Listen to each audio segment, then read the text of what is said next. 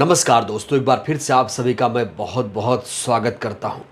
दोस्तों, क्या आपने कभी सोचा है कि अगर किसी लोकसभा सीट पर चुनाव संपन्न होने के बाद वहां के किसी प्रत्याशी का निधन हो जाए तो क्या होता है? दोस्तों, ऐसा ही हुआ है मुरादाबाद में। मुरादाबाद में एक प्रत्याशी का निधन हो गया तो बड़ा सवाल, क्या मुरादाबाद में अब दोबारा से चुनाव होगा? दोस्तों, इस खबर पर तो हम बात करेंगे। साथ ही साथ आज की सबसे बड़ी खबर यह है कि मायावती जी ने दूसरे चरण के लिए रैली की शुरुआत अमरोहा से कर दी है। खबर है कि मायावती जी अमरोहा पहुंच चुकी हैं और उनकी रैली को लेकर ज़बरदस्त उत्साह देखा जा रहा है। जो उनके समर्थक हैं अमरोहा पहुंचे और मायावती जी की अमरोहा में रैली बेहद खास होने वाली है। दोस्तों, इससे पहले आपको बता दूं कि शनिवार को यहां पर राहुल गांधी, अखिलेश यादव ने जनसभा को संयुक्त रूप से संबोधित किया। आपको बता दें कि कांग्रेस की तरफ से यहां दानिश अली को मैदान में उतारा गया है। दानिश अली अमरोहा से चुनाव पिछली बार जीते थे। दानिश अली को बसपा ने पार्टी से निकाल दिया है। 2019 के लोकसभा के चुनाव में अमरोहा सीट को बसपा ने जीता था। एक बार फिर से मायावती जी की तरफ से, बीएसपी की तरफ से यह प्रयास तेज कर दिया गया है कि फिर से अमरोहा पर कब्जा किया जाए और इसको लेकर मायावती जी की आज रैली है। जबरदस्त उत्साह वहां पर देखा जा रहा है और मायावती जी के निशाने पर अखिलेश यादव के साथ साथ मोदी भी होते हैं। मोदी आरएसएस पर जबरदस्त तरीके से मायावती जी हमला बोल रही हैं और जो फ्री राशन देने की बात हो रही है उस पर भी मायावती जी कटाक्ष करती हैं। मायावती जी कहती हैं कि ये जो फ्री का राशन दिया जा रहा है ये मोदी जी कोई एहसान नहीं कर रहे हैं, ये जनता के टैक्स के पैसे का राशन मिल रहा है। तो मायावती जी लोगों को जागरूक कर रही हैं, लोगों की आंखें खोल रही हैं और आज की रैली में जन सैलाब उमड़ आया। उनकी हर रैली में दोस्तों जबरदस्त तरीके से भीड़ होती है। मायावती जी की एक झलक पाने को लोग बेताब रहते हैं। दोस्तों, आपको याद दिला दूं कि 26 अप्रैल को अमरोहा, मेरठ, बागपत, गाजियाबाद, गौतम बुद्ध नगर, बुलंदशहर, अलीगढ़ और मथुरा में चुनाव होने वाला है और इसी को लेकर मायावती जी ने पूरी ताकत झोंक रखी है। अमरोहा मायावती जी के लिए खास है और मायावती जी बिल्कुल नहीं चाहेंगी कि कुंवर दानिश अली इस बार अमरोहा से जीते।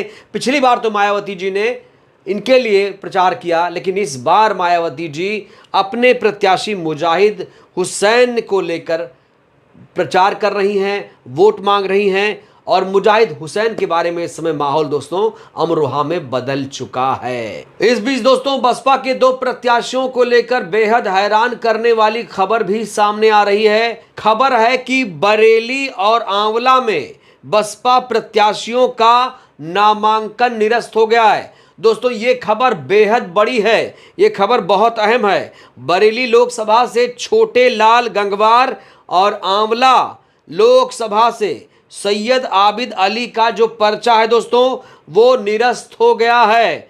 खबर है कि बरेली लोकसभा से उम्मीदवार छोटेलाल गंगवार के कागजात में कमी पाई गई थी, जिसकी वजह से निर्वाचन अधिकारी ने पर्चा निरस्त कर दिया। वहीं आंवला से दो प्रत्याशी होने की वजह से मामला फंसा हुआ है। हालांकि बसपा सुप्रीमो ने पत्र जारी कर कहा कि आबिद अली बसपा के अधिकृत प्रत्याशी हैं। वहीं आंवला जिलाध्यक्ष राजीव कुमार सिंह ने रिटर्निंग ऑफिसर सीडीओ को पत्र लिखकर शिकायत की है। फर्जी बसपा प्रत्याशी सतबीर सिंह के खिलाफ एफआईआर लिखने की मांग की गई है। दोस्तों, इस समय की खबर यह भी है कि बसपा ने कोतवाली थाने में इसको लेकर तहरीर भी दर्ज करा दी है और बसपा प्रत्याशी आबिद अली ने कहा है कि ये सब सपा प्रत्याशी नीरज मौर्य का षड्यंत्र है, हम लोग हाई कोर्ट और सुप्रीम कोर्ट जाएंगे। वहीं बसपा सुप्रीमो ने बरेली के निर्वाचन अधिकारी को पत्र लिखकर साफ कर दिया है कि इस सीट से बसपा के प्रत्याशी आबिद अली ही अधिकृत प्रत्याशी हैं। दोस्तों, आपको याद दिला दूं कि 2019 के लोकसभा के चुनाव में बसपा और सपा ने गठबंधन करके चुनाव लड़ा था। गठबंधन के तहत जो बरेली सीट है साल 2019 में सपा के खाते में आई थी और आंवला सीट बसपा के खाते में गई थी। आंवला सीट पर बसपा की तरफ से रुचि बीरा उम्मीदवार थी। वही रुचि बीरा जो इस बार मुरादाबाद में उम्मीदवार हैं। दोस्तों 2019 के लोकसभा के चुनाव में बसपा प्रत्याशी रुचि वीरा को 4,23,932 वोट मिले थे। बीजेपी उम्मीदवार धर्मेंद्र कुमार ने बसपा प्रत्याशी रुचि वीरा को हरा दिया था। वहीं बरेली सीट समाजवादी पार्टी हार गई थी।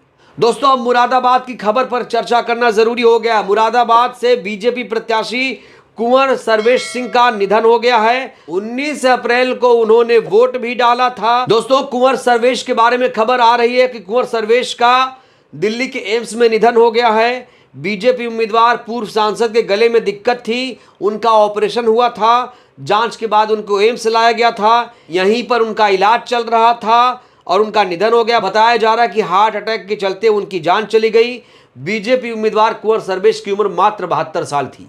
दोस्तों आपको याद दिला दूं कि कुंवर सर्वेश को बीजेपी ने 2014 में मुरादाबाद से उम्मीदवार बनाया था। वह चुनाव जीत गए थे, लेकिन 2019 में समाजवादी पार्टी के एसटी हसन से वो हार गए थे। इस बार भी बीजेपी ने उन्हें अपना उम्मीदवार बनाया था। दोस्तों अब बड़ा सवाल ये खड़ा होता है कि अब चुनाव का क्या होगा, क्योंकि 19 अप्रैल को यहां पर वोटिंग हो चुकी है। अब बीजेपी प्रत्याशी इस दुनिया में नहीं है, तो बड़ा सवाल खड़ा होता है अब जो चुनाव हुआ है उसका क्या होगा। तो बीजेपी उम्मीदवार के निधन के बाद चुनाव और सीट को लेकर सवाल उठ रहा है। वहीं जानकारों की माने दोस्तों तो चुनावी प्रक्रिया पर कोई भी फर्क नहीं पड़ेगा, क्योंकि वोटिंग हो चुकी है, इसलिए अब काउंटिंग होगी। हाँ एक बात और, अगर सर्वेश सिंह इस सीट पर जीत जाते हैं तो ये सीट खाली कर दी जाएगी, रिक्त घोषित कर दी जाएगी और इस सीट पर फिर से चुनाव होगा। अगर वह हार जाते हैं तो जीते हुए उम्मीदवार को सर्टिफिकेट दे दिया जाएगा और चुनावी प्रक्रिया को पूरा मान लिया जाएगा। तो दोस्तों ये बहुत बड़ा सवाल था कि आखिर सर्वेश सिंह का निधन हो गया तो इस सीट पर क्या होगा। तो दोस्तों जान लीजिए, अगर कुंवर सर्वेश सिंह जीतते हैं तो मुरादाबाद में दोबारा चुनाव होगा, लेकिन अगर वो हार जाते हैं तो कोई भी फर्क चुनावी प्रक्रिया पर नहीं पड़ेगा। हालांकि मुरादाबाद को लेकर जो बात कही जा रही, कहा जा रहा है कि बसपा का प्रत्याशी मुरादाबाद में काफी मजबूती से चुनाव लड़ रहा है और इरफान सैफी को लेकर दोस्तों वहां पर बहुत चर्चा है कि बीएसपी का उम्मीदवार यहां पर बीजेपी के उम्मीदवार को टक्कर दे रहा है। ऐसी अंदरूनी खबरें भी सामने आ रही है। तो दोस्तों आज की बड़ी खबर यह भी है कि मायावती जी अमरोहा में हैं और अमरोहा में वो रैली को संबोधित कर रही हैं।